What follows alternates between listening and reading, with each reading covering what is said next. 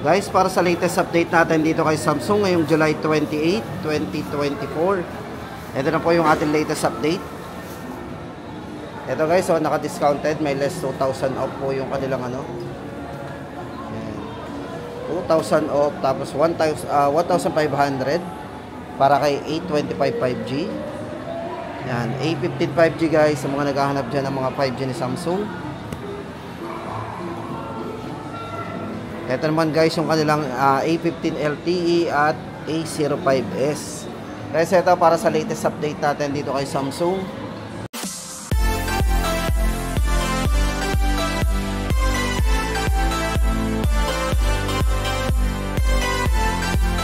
So guys, para sa latest update natin, umpisahan na po natin ang update natin ngayong July 28, 2024. Para po dito kay Samsung guys, kung naghahanap po tayo ng budget phone nila, ito guys, hawak natin yung kanilang Galaxy A05.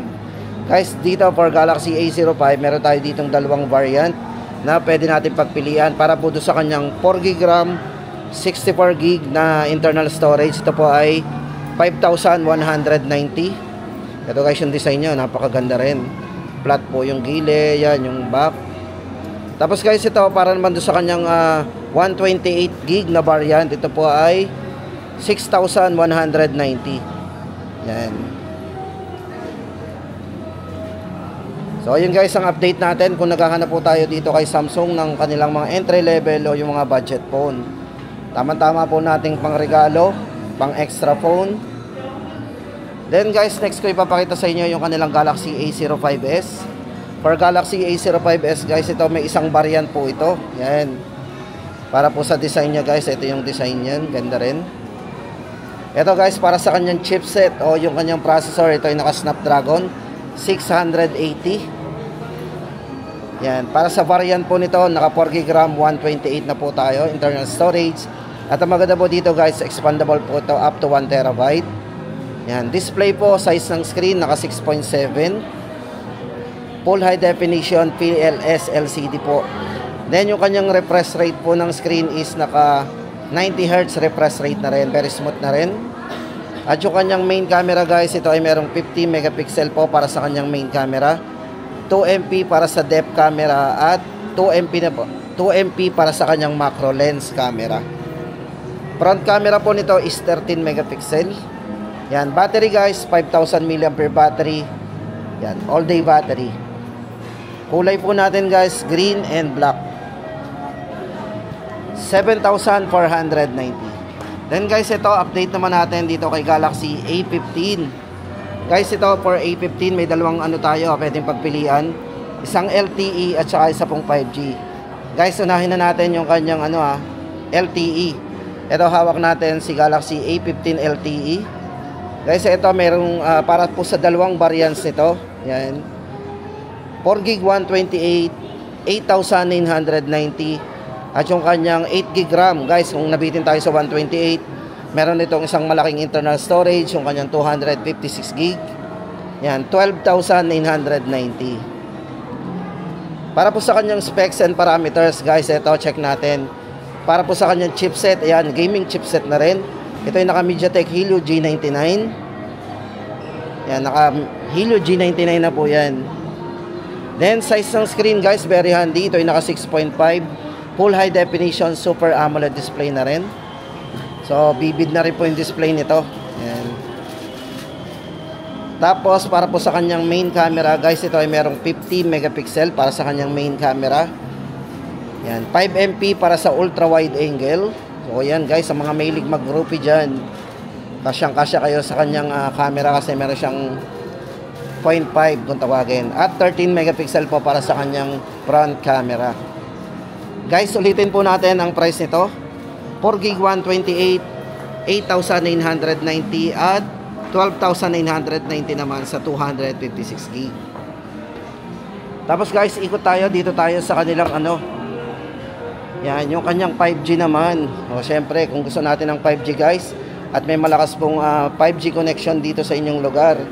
Eto guys, tama-tama sa inyo yung kanilang Galaxy A15 5G. Dito kay Samsung guys, ito na yung pinaka-affordable nilang 5G ngayon. Si Galaxy A15 5G. Yan. Check muna natin yung design. Guys, ito para sa kanyang chipset, unahin na natin. Ito yung naka MediaTek Dimensity 6100 Plus. Pero maganda dito guys, naka 6 nanometer na po yan.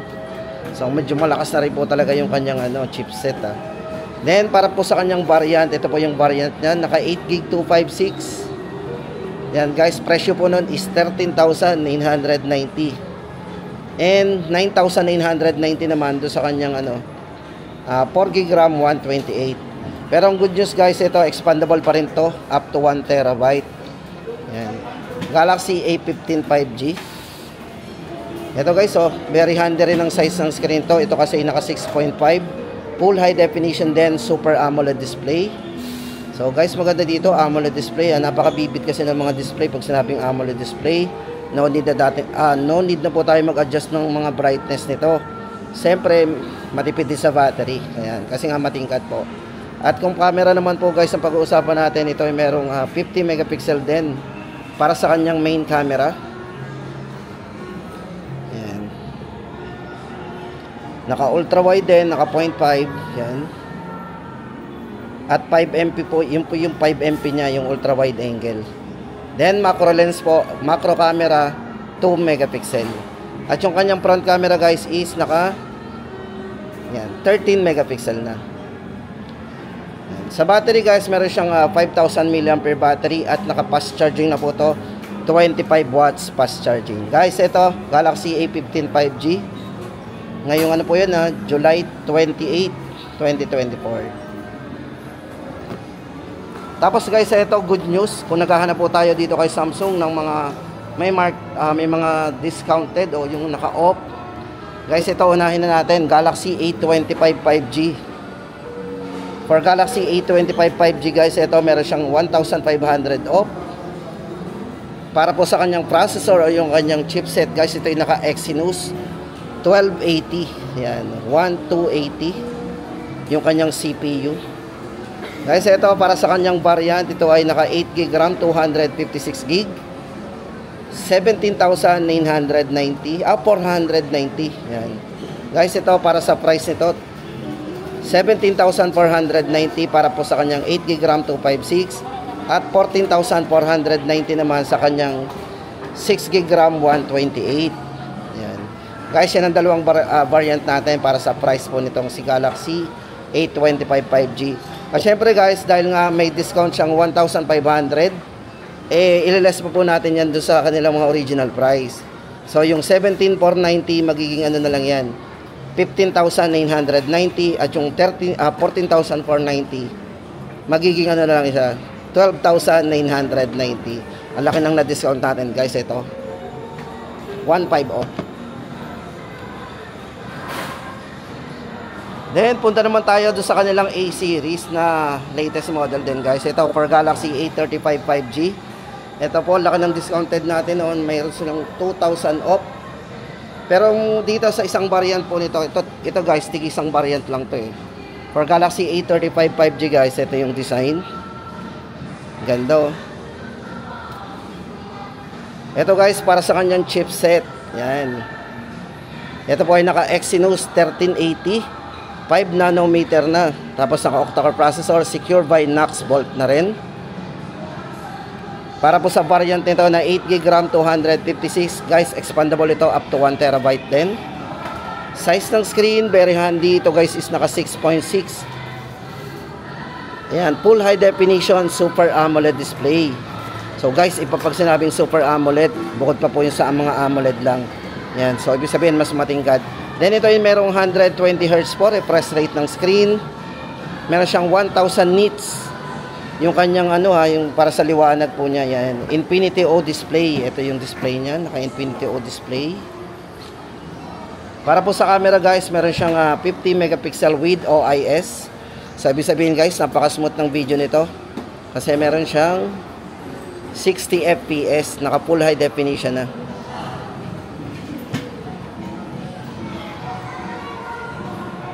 Then meron siyang 8MP para sa kanyang ultra wide angle, yan. 8 megapixel at front camera guys is 13 megapixel. 5,000 mAh po para sa kanyang battery, pang all day battery, at 25 watts fast charging na din. Guys, ito discounted from 20,990, less po 2,000, magiging 18,990. O, diba? Naka-discount tayo. Samantalahin po natin guys yung discounted ni Samsung. Then yung kanilang A55 5G naman, para po sa ating latest update, original price po nito guys is 24,990, less 2,000, magiging ano na lang siya, 22,990. For specs and parameters guys, ito yung design nyo. Check muna natin. Ganda na yung design. Yan. Tapos yung kanya nga pala guys na ano, yung security unlock is on screen na po yan. Yan, on screen. Ito guys, unahin na natin yung kanyang ano, chipset o yung kanyang processor. Ito yung naka Exynos 1480. Naka 4 nanometer na po, octa-core processor. At syempre guys, ayan, naka 8GB RAM, 256GB. Expandable po up to 1TB. Para po sa size ng screen, ito yung naka 6.6 full high definition Super AMOLED display. Yan. Infinity O display din po yan. Tapos sa main camera din guys, ito meron siyang 50 megapixel para sa kanyang optical image stabilization. Yan, meron siyang OIS. At yung video nito guys is naka video HDR na po. Meron siyang video na naka high dynamic range, o di ba? Then 32MP po para sa kanyang selfie camera. So meron siyang malinaw na 32 megapixel. 25 watts po sa charging at 5,000 mAh battery po ang size ng kanyang battery. Yan guys, para sa latest update po natin, 24,990, less 2,000, magiging 22,990. Guys, Galaxy A55 5G. Tapos guys, ito, kumustahin naman natin yung kanilang Galaxy A34.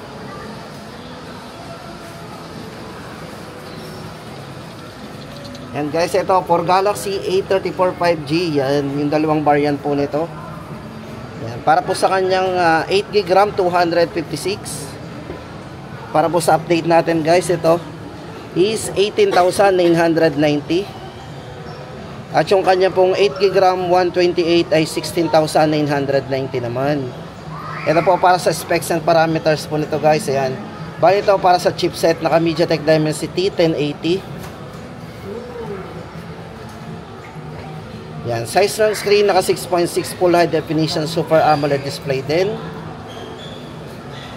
Battery. Yan, guys, para sa kanyang main camera, check natin. Guys, ang camera po nito is naka 48 megapixel at meron siyang 5 megapixel po para sa macro lens, and ultra wide angle po niya is 8 megapixel na. Para po sa front camera, meron siyang 5MP at 13 megapixel. Battery is 5,000 mAh battery. Guys, price po natin dito 8GB 128, 16,990, and 18,990 naman sa 256GB. Tapos guys, ito naman for Galaxy A54 5G. Yan. Ito guys, sa mga naghahanap po ng A54 5G, ito po yung ating latest update. Ito po ay yan. Para po sa dalawang variant ito, yung 128 po niya is 20,990 at 22,990 naman po para sa kanyang 256GB na variant. So ayan guys, ang ating latest update dito kay Galaxy A54. Para nga pala guys sa kanyang specs and parameters, ito isa-isahin na natin. Chipset po nito guys is naka Exynos 1380 octa-core 2.4 GHz. Ang kanyang RAM po is naka 8GB RAM 128 at yung isa pong variant is 8GB RAM 256. Expandable po sila pareho guys, 1TB. Guys, size ng screen, kung naghahanap po tayo ng maliit lang yung kanyang ano yung very handy. Ito guys is naka 6.4 full high definition Super AMOLED display. At kung camera naman po pag-uusapan natin guys, ito yung naka 50 megapixel na po. Then meron siyang 12MP para sa kanyang ultra wide angle at 5MP para sa macro lens camera. At yung front camera nito guys is 32MP na. Guys, para sa latest update natin, 20,990 128, At 22,990 naman sa kanyang 8GB RAM, 256GB. At yan guys, dito nagtatapos ang ating update para sa mga A series po ni Samsung ngayong July 28, 2024. So guys, babalik po tayo para sa another update naman ng kanilang mga S series. Medyo mahaba-haba lang po to guys. Abangan po natin yung ating next update. Pre, thank you.